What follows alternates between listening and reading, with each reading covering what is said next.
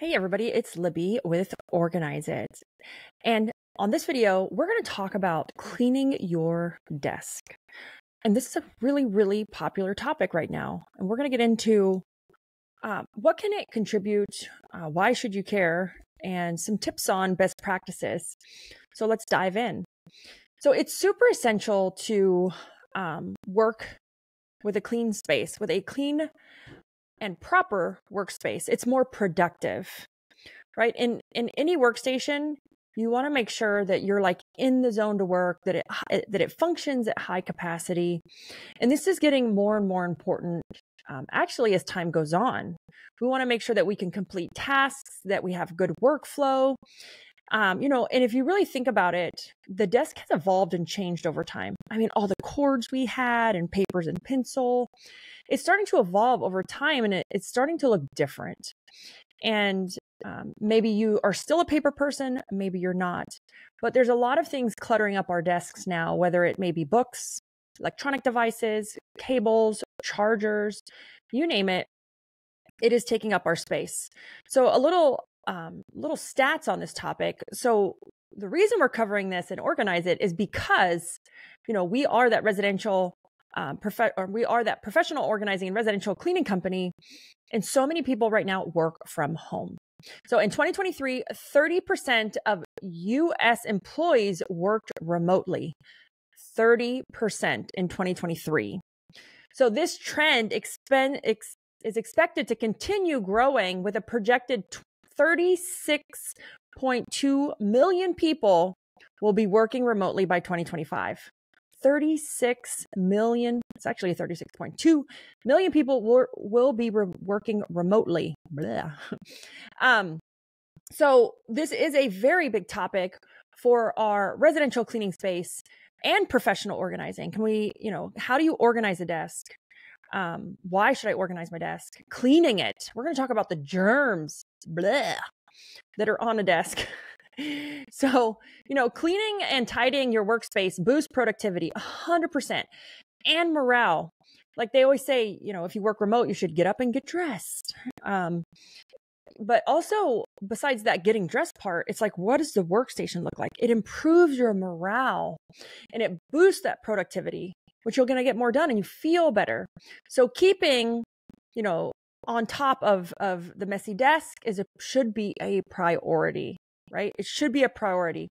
And then we want to talk about providing, it provides a perfect host for bacteria.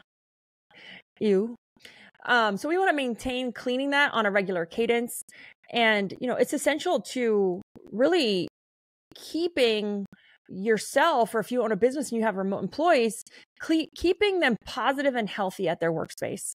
And maybe as a business owner, we should be scheduling the cleaning of the desks for our remote employees. So let's jump into this on how often should you clean your desk? Well, I'm going to say you should clean your desk every day. Why? Because it's like when you wake up, that old theory of you should start the day with making your bed. It's a great way to kind of set the day up for success. And so, we hear about that all the time with that making the bed theory. And I 100% believe that the desk should also be included in this theory because you want to aim to start the day or end the day, right? Depending if you want to clean at the end of the day or the beginning of the day, starting it right or ending it on a positive note, right? So we need to make sure that we're doing it on a daily basis when it comes to the tidiness of it, the organizing of it, but the cleaning it, you want to aim to thoroughly clean and disinfect probably once a week, right? We want to clean and tidy once a day. At the end of the day, we want to make sure the papers are good, the books, the chargers. But the cleaning part, the bacteria part, it should be looked at cleaning on a weekly basis, right? We want to make sure we sanitize the high touch points like our mouses, or the keyboards. So believe it or not, a keyboard can, believe it or not, 16 million microbes are typically found on a keyboard. Ew. right? 16 million on my keyboard. I'm looking at it like, luckily I keep some wipes next to it, but you want to make sure that we're cleaning it at least on a weekly basis. And then you want to make sure that another reason why we want to clean it or organize it, right? Cleaning, organizing, is that the average employee spends at least 6 weeks a year looking for something. I want to repeat this. The average employee or remote employee spends about 6 weeks a year looking for something. 6 weeks. So on average, on a daily basis, we spend about 90 minutes of our lives searching for lost things, right? This is employees or remote people. If you're working from home, on average, spending 90 minutes a day looking for something that we cannot find, whether it's in our Google Drive, pieces of paper on our desk, a pin, like 90 minutes a day. So if you're a $50 hour person, that means you're wasting $16,500. And if you're a $15 an hour employee, that's wasting almost $5,000 with lost time, just lost time, And so this is why maintaining a healthy desk is super important, because remember, there's 2 phases to the healthy desk. There's the tidiness of it and the cleaning of it. So we want to make sure that we're really focusing on both aspects, right? Tidying is like the bed. We should make it every day. We should tidy it, organize it every day. The disinfecting part, the cleaning, the wiping it down should be done at least weekly to maintain that, healthy sanitation part of it. So, how cleaning an office. So this is an office statistic, but only 3% of offices clean their equipment regularly. So this doesn't really contribute to remote, but 3% of offices clean the equipment regularly. So you should make sure if you're working in an office, you should be cleaning that desk regularly. But I wanted to really stick with that home office, that remote. So what are some things that you can do to really help clean that desk and maintain it? So let's say goodbye to junk.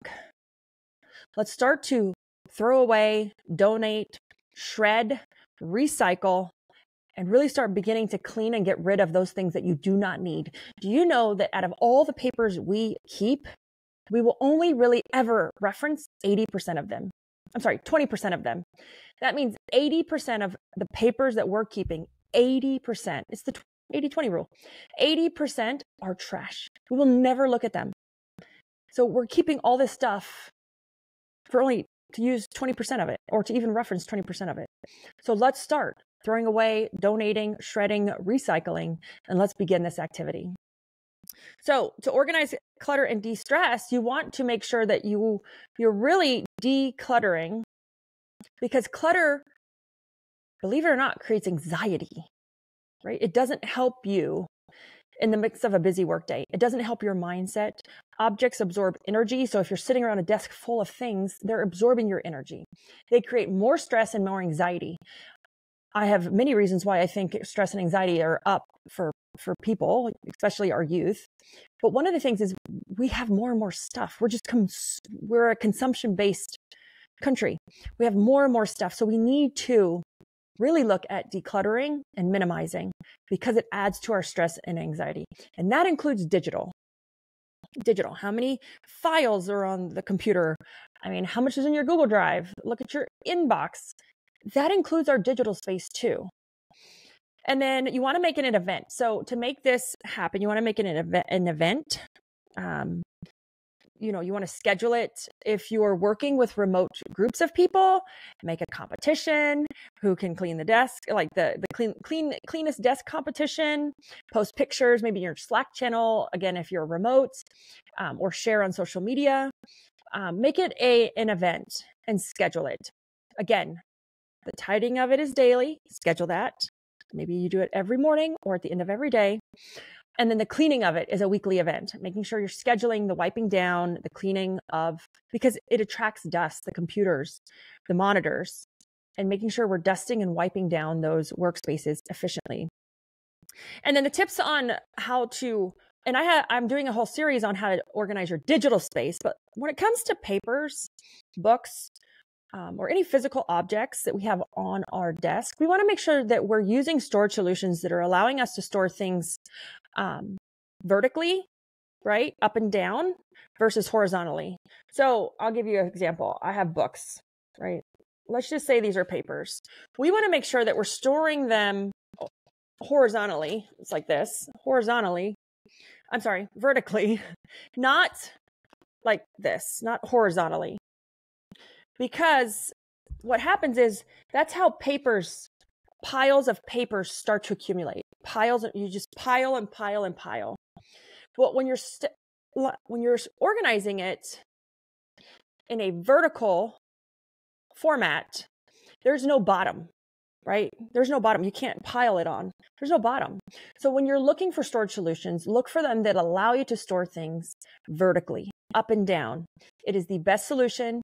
It's also in line with the KonMari method, because you don't want to stack, because that is not showing respect to the item when we're just piling item on top of item, paper on top of paper. And then eventually you have no idea what's on the bottom of your pile. So how relevant or important is it really to you if we're doing these things to these items or objects that we're saying we care so much about? In reality, by doing that, we're showing that we don't care about them at all. So again, look for those storage solutions that allow you to store things vertically. It will help you save space. There will be no bottom to the pile. It'll help you maintain it so it doesn't get overwhelming. So hopefully these were helpful tips.